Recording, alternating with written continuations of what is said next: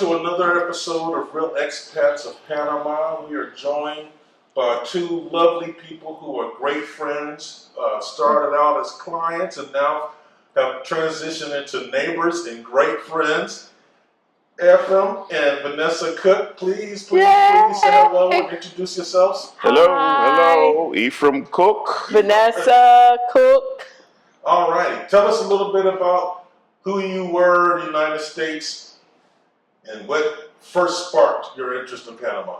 Okay, I'll start. A sister, a daughter, a wife, a hard worker.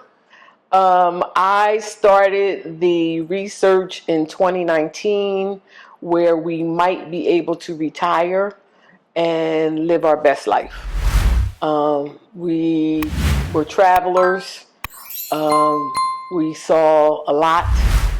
We're blessed to meet a lot of good people.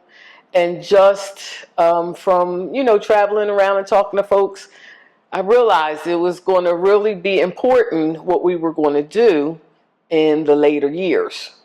So I started the homework. He knew nothing about what I was doing until much later on. But Panama always kept coming up in everything that I was reading and looking at and seeing, and and when the pandemic hit, it was like I was working 12 hours a day anyway, so it was like, okay, so let me take a little break and look at YouTube. And that's where I first saw our friend Big Will, fangirl now. And the information was just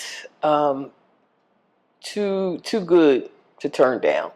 So I would say the summer of the pandemic, I announced that we were going to You didn't say Panama. that though, but the situation was you were doing this research while I was working because you weren't allowed out the house during the pandemic because she's allergic to a lot of different things. So the situation was I did all the shopping, I did everything. She stayed home. When I come home and I'd hear Panama on the laptop and I walked by in the dining room and I hear Panama, you know what I mean? For about 4 or 5 months. It was the summertime, then she kidnapped me. We talked about, kidnapping. Oh boy. Right. And then she kidnapped me. December, we're going to Panama. Yes, basically. But I mean, the whole thing of the pandemic changed our lives. You know? Changed the world, really. Changed everybody's life. And we were supposed to go in December of 2020, and things were still a little iffy then. So we pushed it back a year, and we end up doing the tour. You pushed it back a year, yeah. I ain't know nothing about it. Yeah, be on the safe side. Yes. So we end up doing a tour in December of 2021. Okay. And it was, can I say it was life-changing? We got on a plane, we came and landed, and we stayed at the Marriott across from the Multi-Plaza. And we got on the yellow bus, like she reminded me, big yellow bus, and we proceeded to travel. I guess that would probably be west, the way it's situated, all the way up to Boquete. In 5 days, we saw everything in between. Yeah, we did a country in 5 days on a bus, which traditionally is not vacation for us. And I thought he was going to rail against that because, he was pulling bags and we was up and down, and then that wasn't, great. But what we saw, what we were exposed to, what we had a chance to... The landscape and actually the really crazy thing was the tour guides were telling that every time we passed the river, we were in a new province, which is like a new state. But you saw these areas and you would see these little strips of commerce on either side. And it was like, wow, this is a Best Buy, but it's not a Best Buy. You know what I mean? This is, and there's a Victoria's Secrets, which is a Victoria's Secrets. And there's, you know what I mean? And then behind it was the communities each along the way. And I said, wow. Then you stop in a mini mart and it's like, wow, this place is spick and span, clean. You can eat off the floor. Bathrooms? Yes. Bathrooms. You know what I mean? It was like, what the, so it changed your perspective of certain things. You know what I mean? Right. But we did decide Well, initially, my thought was I wanted to be at the beach, but we did decide quickly that the city was going to be for us. I saw you Mm-hmm. when You you were were at at the the beach. pool, and your profile was looking out over. The pretty water I saw you. behind You remember that? You looking out, you're talking. I said, "Okay, that looks pretty neat." You know what I mean? Uh-huh. Yeah. The beach was interesting. It was fun, but you know, there's pros and cons to every place. Absolutely. For me and Sonia, we found that the city had way more pros than the beach did. So, But the beach was not bad though. it wasn't bad. It was a great landing spot. It was probably the best place on the planet for us to decompress. At that Right. time, yes. From what you Yes. had been going through. Yes. Right. Yes. I mean, it went from hectic to slow, Mhm. tranquilo, you know, calm. Nothingness. Everybody's nice. All the Panamanians are nice to us. You know, no fear. And then we came during COVID, so the differences between how the United States and Panama were reacting to COVID made us feel a lot safer here. So the stress started leaving immediately. But how long have you been in country? We got here December 28th. All right. December we've been here- 28th. Just in time for New Year's. Just in time for the New Year party. And the New Year's cruise. Yes, we were all on the New Year's cruise. We had a great time. So let's take the folks back a little bit. How did we meet? Tell us how we met. Yeah, because you had been seeing him. I had been fangirling. Right. Yeah. And I reached out, just basically saying, "Hey, we'd love to have dinner with you. We're going to be in town." Blah blah blah blah. It was really just that easy. Hey, and Big Will's going to do something, and I said, "Who the hell who's is Big Will?" I said, "Well, that's one of them voices you heard Big Will? coming out of the laptop." So he was like, "Oh, okay." Who's Big Will? So Who's Big Will? you know, brought your lovely wife Sonia, and we met for dinner. And in talking, we realized how much we had in common, how some of the lines crossed, and we knew, you knew, she knew, they knew. So it was interesting, like for me, because I was like, oh, this was like, you know, Big Will from YouTube. But he's really like But the real thing, William Easley that lives around the corner that we've known for our whole existence. what was good for me was, and just specifically was the Cologne tour. When we got a chance, you picked us up when we had the 2-hour drive in your vehicle, just us two, and then we were in Isla Mamey, and then mostly it was you and my wife, but I was out in the water. But then you gave us your story, and that kind of brought everything together. You know what I mean? Solidified. Say it again. That was a fun day. That was fantastic. That was a great day. That was fantastic. Yeah, and we learned a lot because we had not been exposed to Cologne from the other side. So this was like a wide open, oh, here's another part of the country. You know, because when I first started looking at Panama, I was calling it an island. And Ephraim was like, babe, I don't think it's an island. It's not an island. But then when we got here and we started to learn and experience and see all that it has to offer, I was like, which is a lot. It's a lot. And we just got here. Yes, We've still been here have stuff we want to see. 4 separate occasions, excluding the canal we went through about 12 years ago. But we've seen certain things, and now being here every day, it's like we're just hitting the tip of the iceberg, really, of what's happening. You know what I mean? There's so much. There's just so much. Excellent. Yeah, I love Cologne. The experience is surreal up there. The presence of the Afro-Panamanian people, the culture, the fish. Oh my God. That fish was out of sight. You know, Jorge driving that boat. Yes. The whole thing. It's a beautiful thing. So now you've been in Panama for just over a month. You're living in this lovely high-rise here in the vibrant El Cangrejo neighborhood.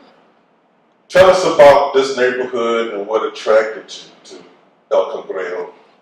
Well, We start the first time we stayed here, we stayed at the Trip Wyndham, which is right around the corner. from where we live. We didn't know anything. could have never all guessed. we know was like, wow, the price of the room was really great, and the pool was almost unoccupied most of the time. So we go up to the pool, and then as we stayed in another place in El Cangrejo the next time we came, and then my wife and I got a chance to see a little bit more of the neighborhood.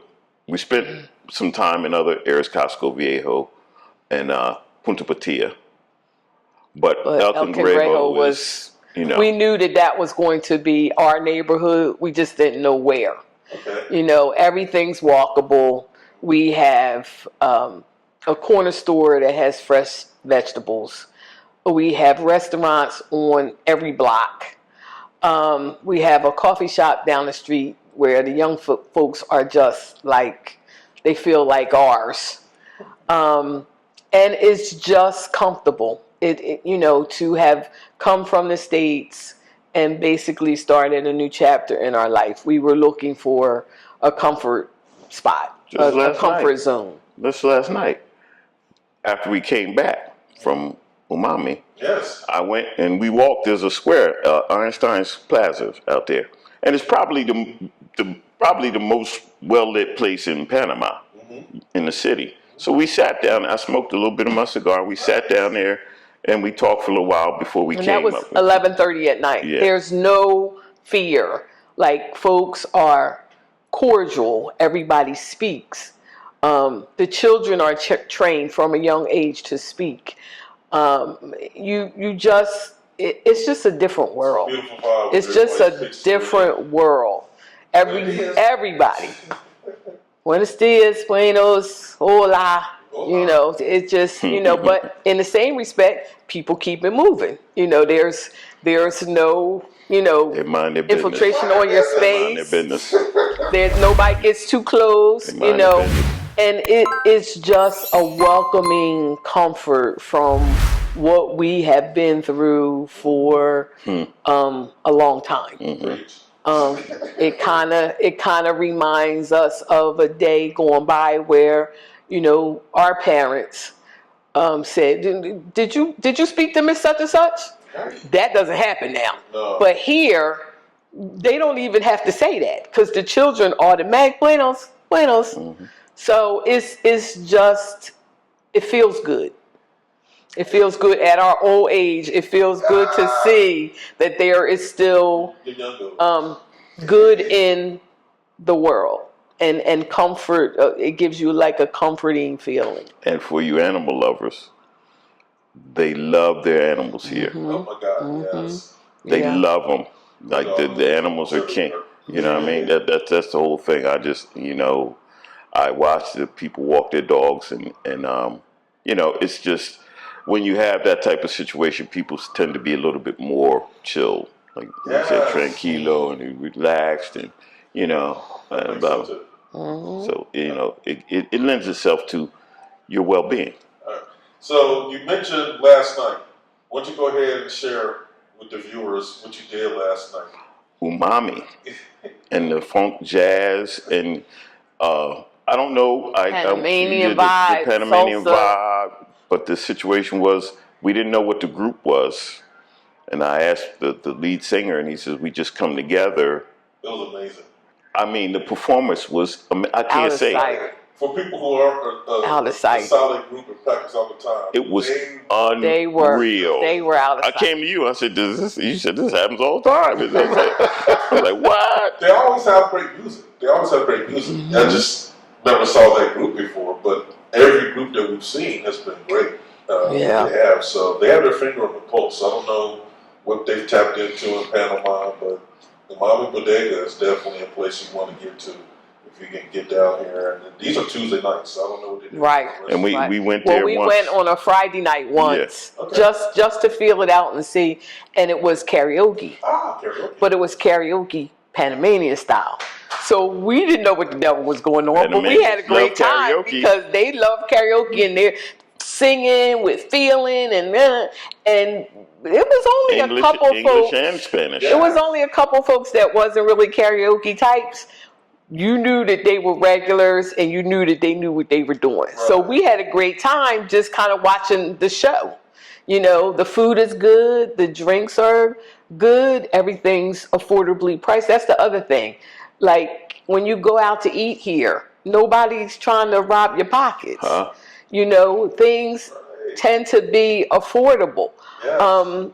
You know, we kind of got into a rut in the States where, because we eat out all the time, and, you know, we have our favorite places, but we looking at each other like, well, this used to cost us $25. Right. Now it costs like $65. Right. And if you being nice and giving a tip, it's going to be $75. So, like, what happened? But from a health standpoint, they have everything here. They have the Popeyes, the Burger Kings, McDonald's, but we haven't been to one. Mm-hmm. Because that's good. There's too many other things to choose from. There's too many options of where they cooking the food, and you're eating real food. Good food. You know, you know. Don't get me wrong. I miss a hoagie. I miss a good sub, but I don't, like, my body doesn't need it. It's not like I haven't had plenty in my lifetime. Me too, but so. They got some delis here. Grand Deli Gourmet. Don't tell us. Don't tell us. Don't tell us. Don't tell us.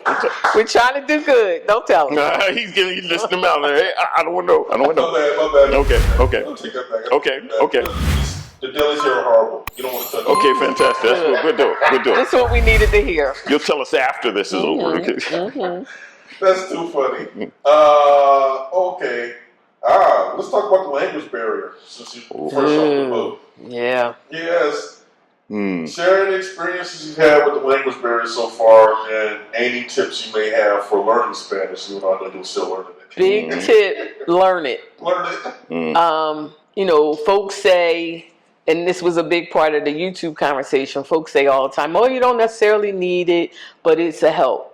You need it. If you're First of all, it's a respect for the folks for the and folks their culture. Yeah. Because when we're in the States and folks come there and you want them to speak English to you, you won't even take their order if they're not speaking English. Well, why wouldn't we do the same thing coming here? It's reversal. Second of all, I don't like folks talking over my head and I don't know what's going on. So in our thought process, it's a necessity. Spanish is a necessity. Even if you just, because we've been trying to learn a couple of phrases each day. We've got some very basics. You know, the translators are great. My husband even got us the translator for our ear so we can listen. But you need Spanish. Go ahead. The phrases that we come up with in terms of looking at, because, you know, you can use a translator on your phone, like at the Price Mart. You know what I mean? I was there getting my photo for the ID, and the young lady spoke to me in Spanish. You know what I mean? And I was just like, right. And then you know what I mean? Like, like. Oh, that's something. So then I don't know that phrase. Use the translator on the phone. And it's like, oh, and you know, blah blah blah. And then, you know, when you are learning, you know what I mean, I think we shared a joke, "Cuando cuesta este?" is how much is this? And then they answer, and you don't really know what the answer is, but you just said, "I'm so happy because they answered me." Right. You know what I mean? But the whole thing is that we're working on it. Mm-hmm. You know what I mean? And you have to work on it every day.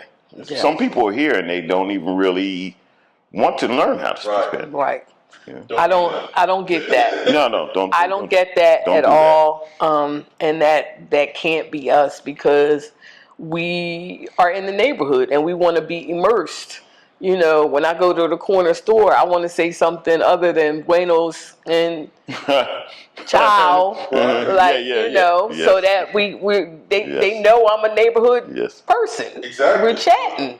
They're going to recognize you in short order. Yes. They're going to realize, and as you continue to learn Spanish, they're going to keep encouraging you, because they're going to notice the difference. You'll be able to say more to the bodega in a month from now than you can right now. So it's going to work, and as you go through that journey, you'll see how the Panamanians respond to you and become even more helpful than they already are, more welcoming than they already are. Somebody's probably going to invite you to their home or something at that point, because we've been invited to somebody's summer house in El Valle and all kinds of things, and it came after we got to a certain point in our Spanish speaking, beyond where's the bathroom.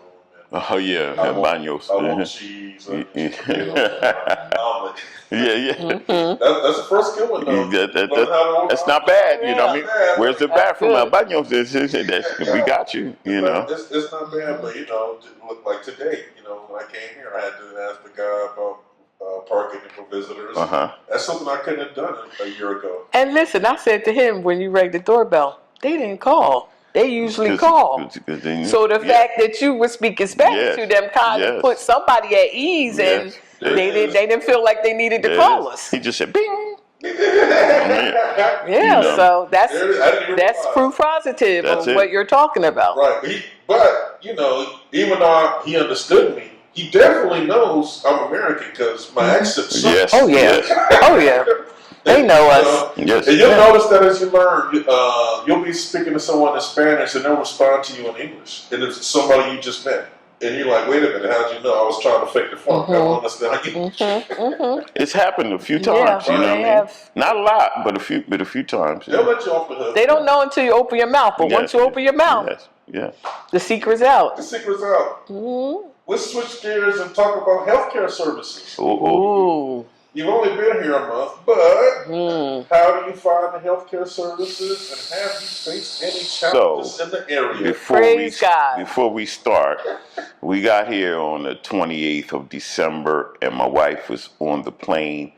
So I said, "Oh, here we go."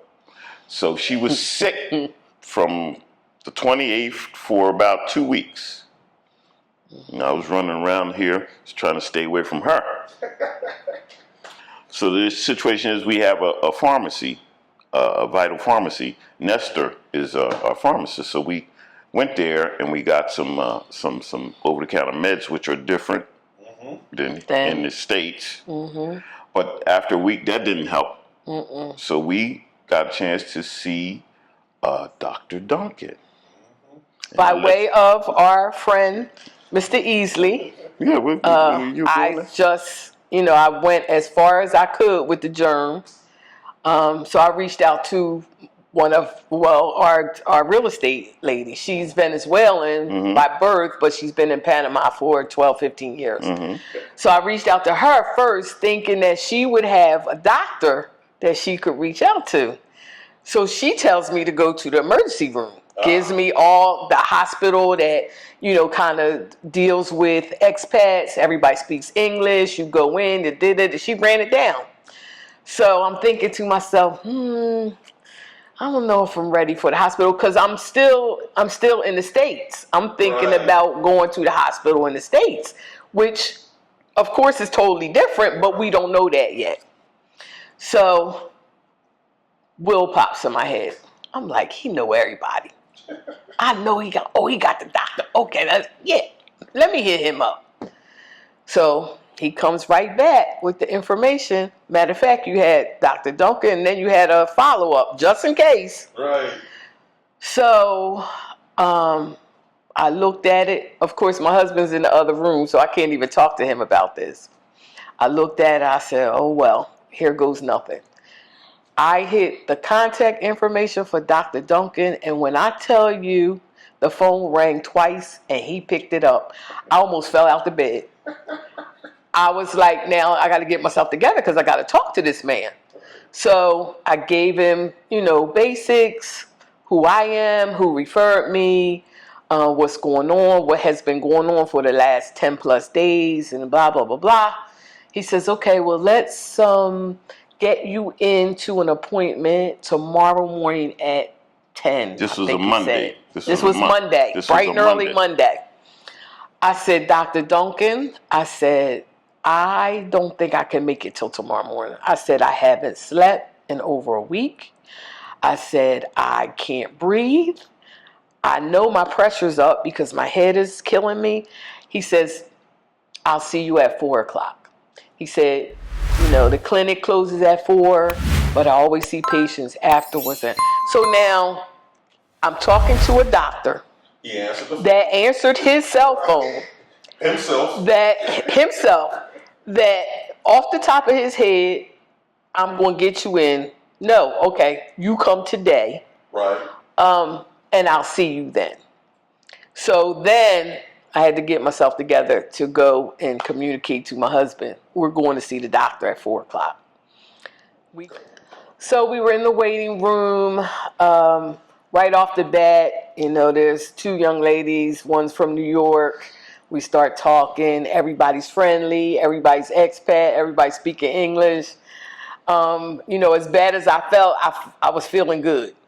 And then in walks Harry, who taught at Rutgers Camden, which is around the corner from both of us years ago, and I think he retired from Temple. Yeah, retired professor from West Temple. Philly, and the other young ladies from West Philly. We start talking about Philly and jazz, and then Harry and my husband got to chatting, and Dr. Duncan came and got me, took me back.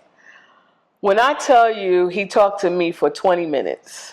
You know, asked me how I felt and what I had been through and what I had been taking. Of course, I brought all my meds with me, and you know, I just have not had a doctor's appointment. I have not had an interaction with a doctor like that since I was a child.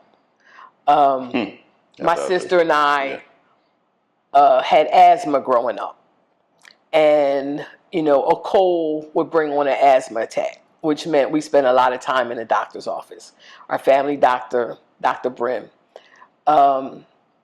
When we went there, we knew we were going to have to wait because there were a lot of other people. He was serving the community, and you know, serving the community in back in the day was very important. So everybody was there, old folks, young folks, everything in between. But going into Dr. Brim's office, I felt that going into Dr. Duncan's office, and this, I'm telling you, this is 50 plus years going back, and I felt that feeling. And when he said, well, I think we're going to have to give you a shot, you know, on top of, you know, what we're talking about, base. Never thinking, I'm thinking the shot's going to be in my arm. Never thinking we coming at a different direction. But when I tell you, that took me back to the family doctor of 50 plus years. And it was a different feeling about medicine and doctors and the time he took with me and what we talked about. And just from the fact that he answered his phone up to that point, long story short, it took me 3 visits. I was there Monday, Wednesday, 3 Thursday. visits in 4 days. I got a shot in my rear each time. I got 4 prescriptions, antibiotic, a decongestant, and 2 cough syrups, which cost $14. And the 3 visits, full blood workup, because he said he wanted to just take some blood and that make happened sure. on Tuesday, and it came back the next day. Yes, they're fast about that. Well, it happened on Wednesday and it came back Thursday. Not next the next week. day. Right. So total Dr. Duncan visit with 3 days, 3 shots, his time, full blood work, and the prescriptions aside, we pay for that at the pharmacy. $105. Look at that. And when I tell you, this really was about, when we started talking about this, it was about a quality of life, affordable health care, and the weather. My husband's a 4 seasons guy, but listen, my bones were saying, you better get somewhere where it's warm quickly, or you're going to be in trouble. So you make your wet, you get too wet and dry. Right. You know what I mean? We're going to come up with a couple. No snow. There's no snow. There's no snow. No hat, no gloves, no coat. Fine. Okay. So this healthcare scenario was an eye-opener for both of us, I'm sitting there in the waiting room. Because he's not the sick person, I am. You know what I mean? But he has to deal with the I'm sick sitting person. in the waiting room. Right. So I could hear some of what he's saying because it's a small office. But she's in another room. So the issue is, from my standpoint, because we're all in this place together, and we're talking amongst people in the waiting room, and we're in the waiting room. Number one, we're not like on the. She called, and you can't stress that, and he fit us in that day. So I'm sitting in the waiting room, and he's talking to her. So now, from the experience, from my aspect, when you was talking to doctors in the last 5-6 years before we came here, you're talking to a doctor, and the doctor is talking to the computer. Yes. They're not looking at you. Right. They're talking to the computer, talking about you, and I'm like, why don't you just turn around and you can look at me and we can talk about something. So from that standpoint, in that little micro, just 4 days. And that's a quick conversation too, isn't it? Yes. Yeah. It's very quick. Because they got to keep numbers. They got to roll numbers. You know what I mean? They're so beholden you to the in insurance and out. companies and blah, blah, blah, blah, blah. 4 days, we seen this man. He came out the last day. He said, this visit's $16. This was the last day. And I'm like, oh, $16 $16. But the fact that he was there, you could see him. Right. And then he says, "You're next. Come see me." Yeah, he told Ephraim, we're gonna see you once your wife gets herself together. Yeah. We're gonna see both of you and get everything. Big and preventative. No doubt. So all that. And then they start talking about the Jazz Fest. Yeah. I was off the agenda. Yeah. Then they start talking about the Jazz Fest and who was it? Yeah. But all that said, in the bedside manner, if you want to say bedside, but his demeanor with his patients, encourage you to get healthy. Yes. Or see him. Not take a pill. Right. You know what I mean? Or see him and say, listen, let's get, so the situation is, we came here not knowing, hearing, when you go on a tour, you hear certain things, people say, oh man, I got a hip replacement, it's $5. You know what I'm saying? Right. You know what I mean? It's like, what? But then you're looking at what's happening, and it's like, one of the girls, Susan, she was on a tour, and her appendix burst. They took her off the tour to a new hospital. She said there was Santiago. She was way out. There was nobody in the hospital except her. Wow. It was brand new. The hospital had just opened up. Soup to nuts. I think she stayed a week, and it was $7,000. She said it was. Wow. For the operation, everything. Everything. Things I've heard happening here in Panama. But she was out in the far land. In the interior. But her insurance paid 90% of it. 90% of it. She didn't pay. She paid, whatever. I think she had to pay up front, and then the insurance reimbursed her. Something like that. But I mean, she had full emergency surgery. She was the only one there, so she said the doctors and nurses was falling over her. She had a 5-day recoup period. She said they called and checked on her after she got home. Yes. Yeah. So, I mean, this is not what we're used to. This is not where we come from. So to hear these stories and for us to be exposed to it, 2 weeks after we got here with Dr. Duncan, it wasn't a plan, but, Thank you, Dr. Duncan. I thank Big Will first. I got right back to you, listen, I'm the connector. Praise God for Dr. Duncan, but you too, because you put it together.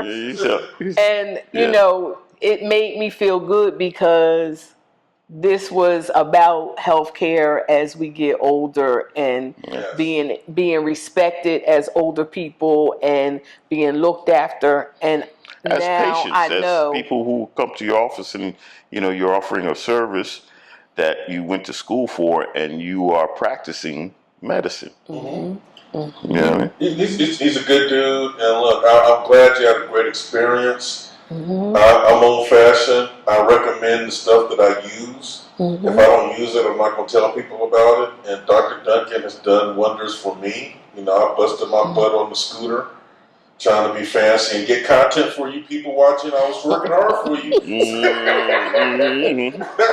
On the scooter. You better stay on some crash. even ground. Multitasking is Multitasking wasn't my strong suit. So, Dr. Duncan had to do a televisit with me and prescribe me some pain meds and some anti-inflammatories and all that good stuff. And then he gave me the business about acting stupid. So, Yeah, listen here, young fella. right. And I need that. So, that's why Dr. Duncan is our partner in delivering our relocation tours. All of our clients get to spend time with an English-speaking doctor, learning how the healthcare system works here. It's Dr. Duncan. So yeah, he's a winner. He's a winner. He's a winner, and he's a nice guy. On top of that, I thought he was 17, but he told me he'd been married for 11 years and he has a 9-year-old son. So But then I told Ephraim, like, we old, everybody's young, so I got to get used to that. We're not old. But we're older. We're older, Mature. Yes. Seasoned. Seasoned. All of that. Yep. Seasoned. I like that word. Code word. I like that word. Like a good ribeye. You know what I mean? Let's talk perception versus reality. Have there been any surprises? Things that you thought you were going to see, and then when you saw it, it was completely different? Pleasant surprises, ugly surprises? I won't say surprise, but what we're doing is getting into the not the psyche, but the spirit of the Panamanian people.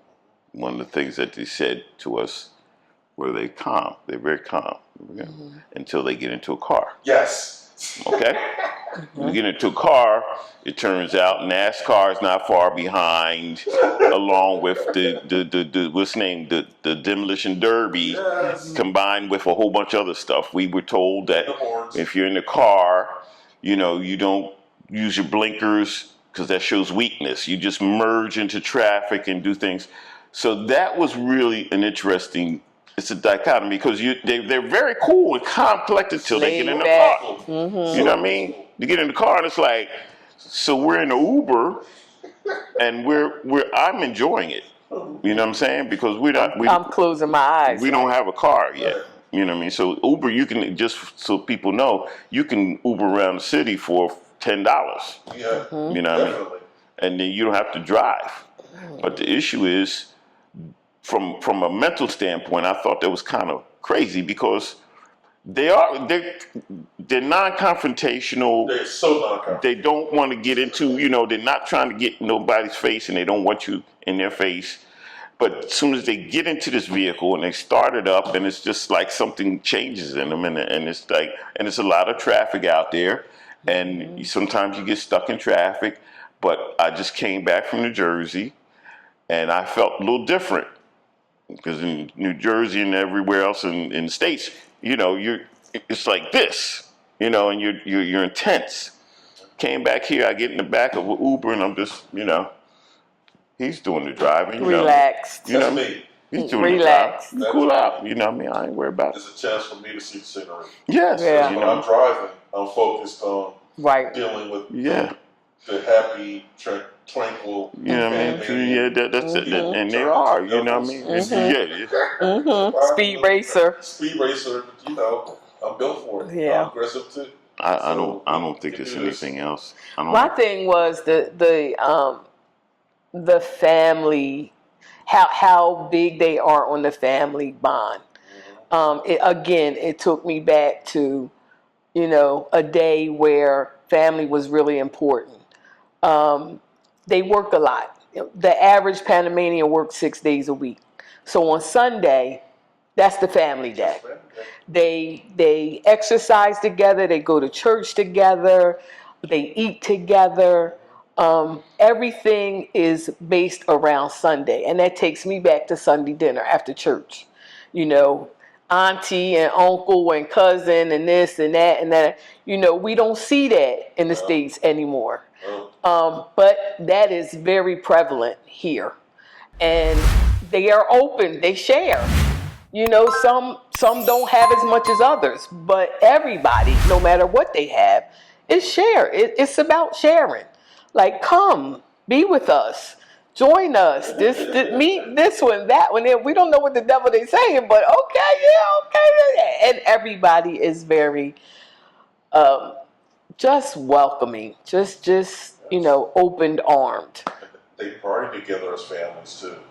Okay. So that was one of the things that shocked is the wrong word. Surprised me, thrilled me, amazed me. Is more like it. The Mother's Day observance is in December, and that first year here at the beach, I'll never forget waking up at 5 o'clock in the morning, and the party was still going on. So now I'm walking the beach for the sunrise, and the Panamanian families are already out there. The kids are already in the water. It's still kind of dark. The sun is, just cresting over the horizon. They're drinking their cervezas. The music is loud as can be, and they're just having it. Just and enjoying each other and enjoying life. Right. It's a completely different vibe than what I'm used to seeing. So I'm glad that you've been able to pick up on that. And the children are nice. They're very respectful, disciplined. You don't hear a lot of yang coming out their mouth. They stay in a child's place. Going back, be a child, stay in a child's place. And respectful of their parents and other elders, and it's like a day from beyond. Visiting Mayberry for a day. Yeah, Spanish Mayberry with a beach and some pools everywhere. You know what I mean? Yeah. Any last tips for people who are on the path that you were just on a few months ago? Something to make life a little easier for them, or make it happen. Just make it happen, right? I mean, don't tarry. At least try. Just come and see it. I have friends over back in New Jersey, and they're all looking at us, male and female, old and young, like, you guys are doing it. You're retired. You get a chance to do certain things that we haven't been able to do. Even though some people are our age. You know what I mean? They have different things, constraints, not physical, but maybe social. With parents or children, and things that are kind of keeping them from exploring or going out and doing something different. You guys came here years ago, and we met you. The mindset in order to do this is different. Yes. You know what I mean? You might think about it, but in order to make it happen, she did it. You know what I'm saying? I'm like, I'm just working. You know what I mean? Every day I'm just working. She's like, well, let's see what happens when we get to this point. And if it wasn't really amenable to me, we wouldn't be here. Exactly. You know what I'm saying? But it happened. If you're watching, just make it happen. Just make it happen. The big thing with me is you'll miss some things. You miss some folks. I miss my sister like breath. My sister Circle. My 87-year-old father who thought I was coming to a third world country. I can't put words on. How you doing? I can't put words on how much I miss folks. Yes. But when I wake up every day and thank God that we had this opportunity and that we took this opportunity and that see the view. We don't watch the news. See that view.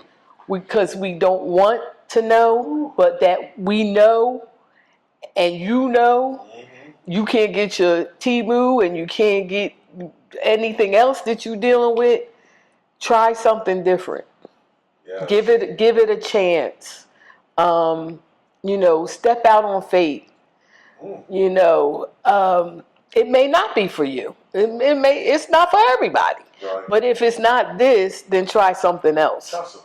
Because there's a lifeline that is just waiting, but it may not be there waiting long, because how things work. You've got to do it because people are here, and we're meeting people every day from different countries, and they're doing it. You know what I mean?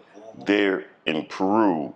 We met a guy on our top pool area. He's from Austria. We're talking. He's speaking Spanish, but he says he's got apartments in Austria, Panama, and Italy. So when you go back at home and you start talking about how hard people work at home, but none of them ain't got an apartment in another country. Right. Mhm. So, and it gives you a whole different perspective. Yes. Yeah. Yes. And that's the big thing now. You need perspectives other than just the one, because life is spinning around. It's a whole lot of stuff going on. So open your mind to other perspectives and try some things. Try Panama, because we're here and we'd love to see you. But try some things and see what works. And get you out your comfort zone. Right. Right. Thank you both so much for taking time out of Thank your you. lives. Thank you. You're busy trying to explore, do everything. So thank you for sharing a little bit of time and your story to help other folks along the path. We appreciate you, Big Will. Thank you, my man. Thank See you next time.